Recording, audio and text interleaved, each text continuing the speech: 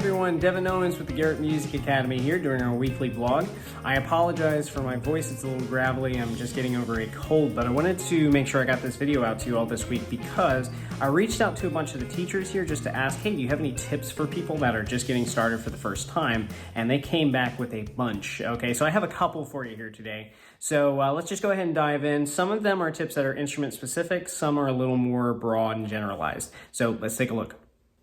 Okay, so Andrew Ferguson, our strings teacher, writes, don't scratch up the rosin. You'll still get plenty without doing that and it won't shatter into 100 pieces. So he's specifically saying if you have a block of rosin, you don't need to take something to score it up. Just run your bow across it, okay? Because if by scoring it and scratching it up, you risk potentially breaking it and then it becomes very difficult to rosin your bow after that, okay?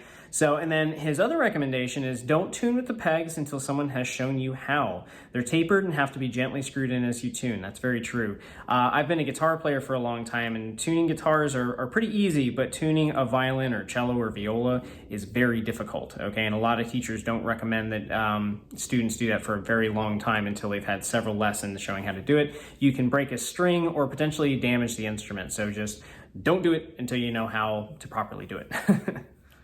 Ben Branch, one of our guitar teachers, writes, use your ears always, all the time, okay? Listen to all the music around you. As you learn new techniques and elements of music, try to identify them in your daily life. Paying attention to the fundamental elements that exist in all genres of music will be invaluable to your musicianship and enjoyment of music, okay? Also, if you see a live performer or group, take advantage of it. Pay attention to how they interact with their instruments and each other. Try and absorb what you can from their years of experience and practice. This is entirely true, all of that. Yeah, definitely use your ears when you're listening to music. Try and really pick out like whatever your instrument is. If you're listening to a song and there's a bunch of instruments going on, try and pick out whatever instrument you're interested in, okay?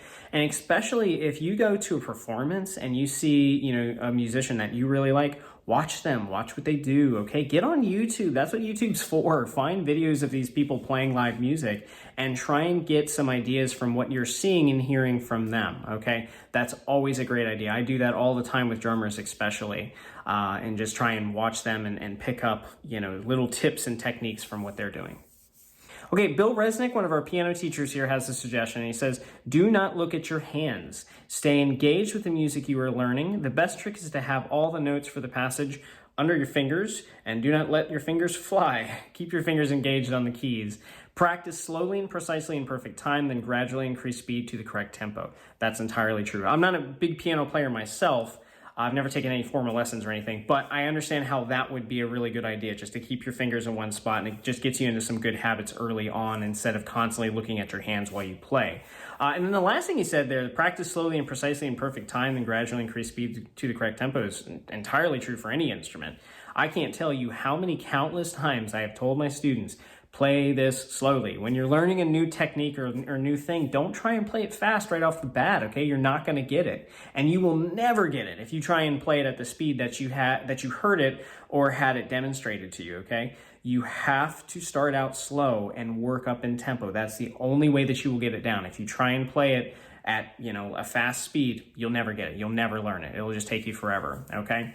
So definitely just keep all that in mind when you're playing, whether it be piano or any instrument, okay? And then Krista Garrett has a great suggestion on practice, okay? She says, if the student is a child, I typically recommend, as other private teachers can confirm, a minute for every year of their age. Children have a limited attention span and energy.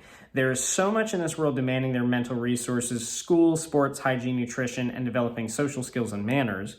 To ask a 5-year-old to sit and practice for 30 minutes is setting an unrealistic expectation that will lead to fatigue, frustration, tears, and arguments.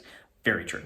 I highly recommend any kids that are at that younger elementary school age, do not have them practice for any more than, you know, whatever their age is in minutes. So if they're 5, no more than 5 minutes. 7, no more than 7 minutes, okay?